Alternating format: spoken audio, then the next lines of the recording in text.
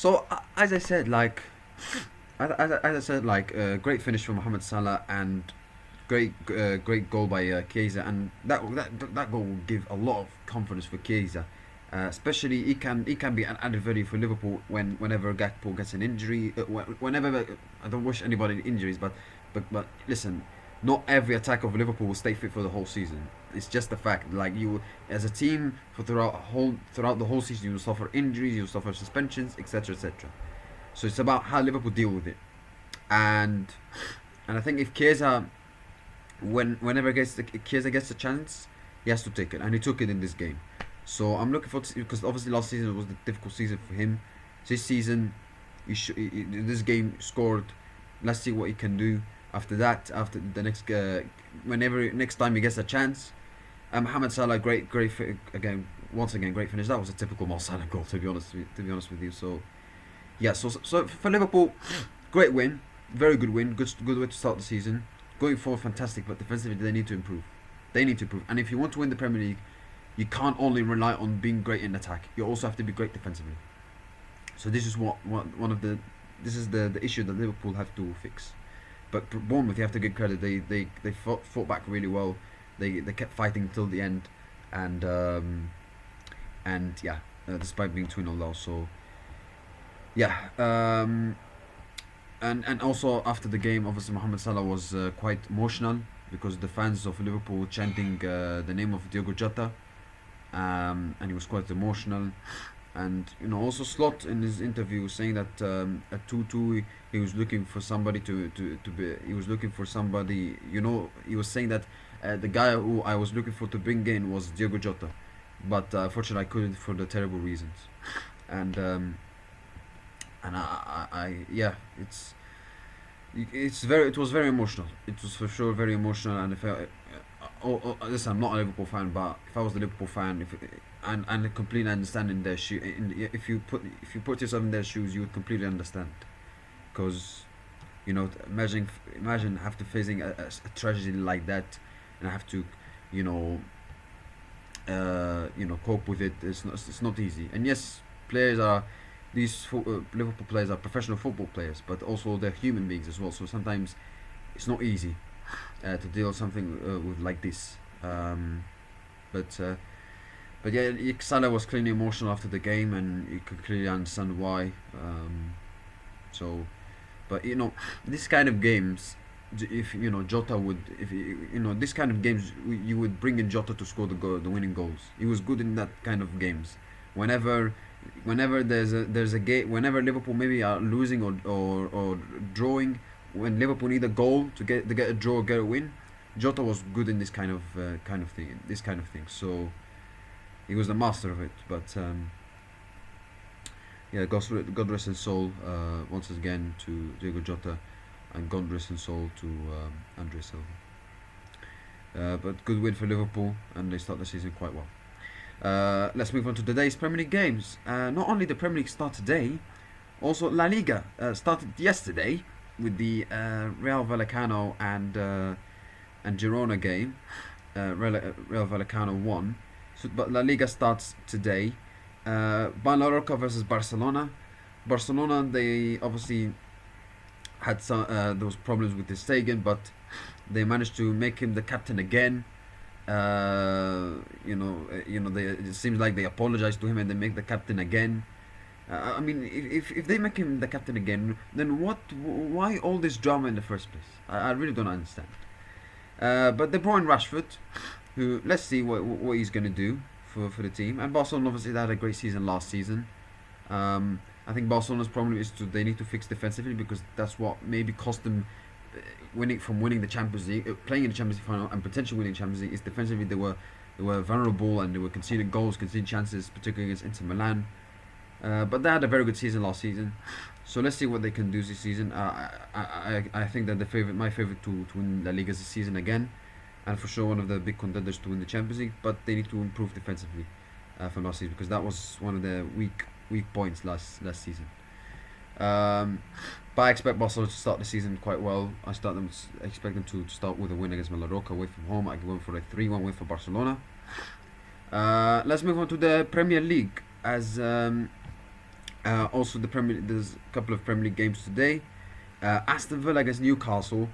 Aston Villa, they had a quite difficult transfer window. Not signing too many, not signing too many players because of PSR restrictions. But they managed to keep some of their best players.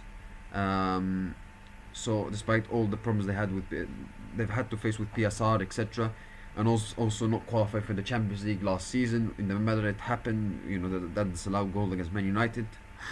So it was. I'm pretty sure it was difficult for Aston Villa, but I think they dealt with it quite well.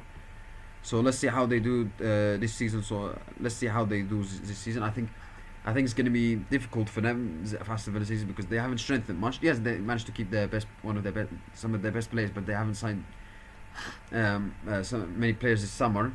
Man United have strengthened, Newcastle have strengthened, even though lots of players have rejected Newcastle. Tottenham, in some ways, have strengthened as well. So I think Aston Villa, could be dropped down in that pecking order, the fifth, eighth, level teams. Because let's be honest, the top four teams are, Man City, Liverpool, Arsenal, Chelsea. That pecking order, fifth and eighth: Newcastle, Aston Villa, Man United, Tottenham. And I think Aston Villa could be below those three teams, considering they've not had a good. Yes, Newcastle not had the best transfer window because they've had so many players rejected them, but at least they signed some players. And Aston Villa haven't signed many players as well. So, but yeah, let's see. They're at home to start the season against Newcastle. That's a decent game.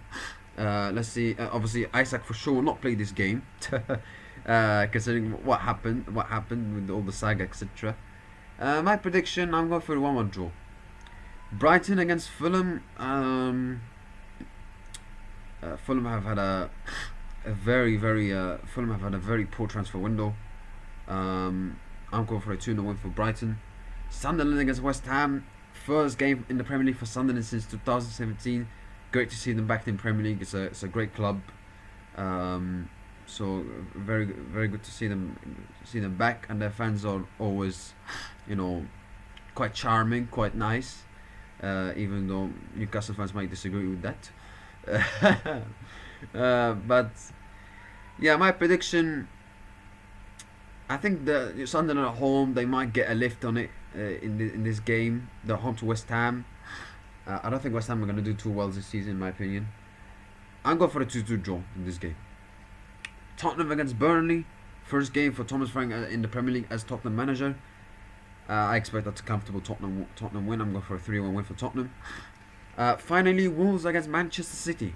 Manchester City obviously had a good transfer window. They've played one preseason game, but despite that, Guardiola saying in the press conference they've had a good preparation for the season, better than last season. And he says the signs are looking good, and the signs are there. For them to be improving this season than last season. He said, I cannot assure you, but he can say that the signs are there that they can improve this season than last season. And for sure, Man City will improve this season than last season. They can't be worse than last season, for surely, considering the transfer that they had, the money they spent. But obviously, they could sign Donnarumma, Edison could go to Galatasaray, etc.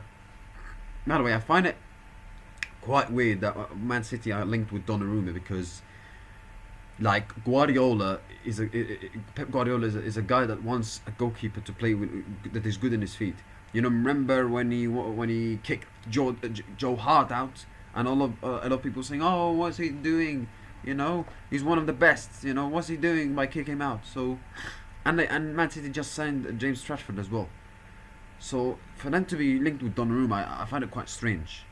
Listen, if Edison leaves, okay, but for a goalkeeper like Donnarumma, when you especially sign another goalkeeper like James Trafford, who's very young as well, I don't know. I don't listen. He's a top goalkeeper, and it will be quality signing for City, but is it what they really need? Because they just signed a goalkeeper, so I don't know. Because if they sign Donnarumma and they keep Edison, they can't have three goalkeepers. Surely they can't have it, considering they've signed the two new ones. Surely, so if they're gonna sign Donnarumma, surely they're gonna have to let Edison go. Otherwise, if Edison can't go, then they surely can't sign Donnarumma. So you but Wolves, they had a good, strong second half of the season. Wolves last season, and going away to Molineux is never easy for any team, even the big teams. Wolves always try to make it difficult for the big teams.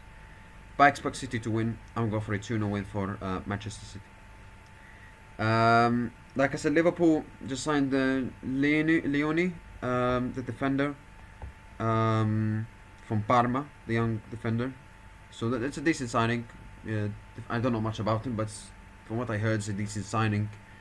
And but I still think they need that one more centre back and a quality and experienced centre back, because with Giovanni Leone, I don't know much about him, if I'm being very honest. So yeah, and he's very young, so so it's not easy.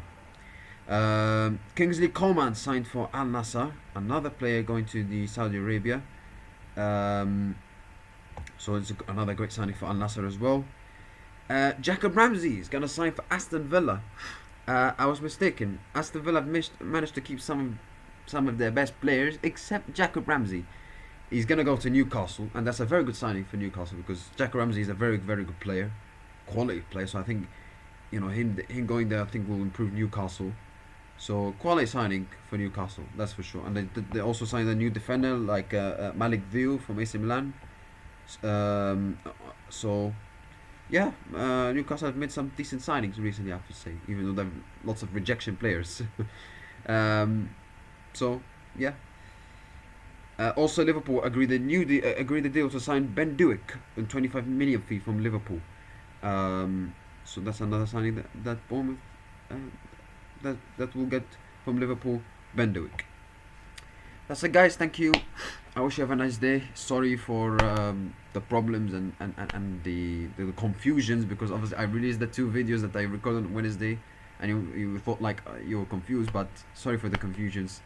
And I hope you understood what I said at the start of videos, at the start of the first video. So, but yeah, thank you. I wish you have a nice day, and see you next time. Bye.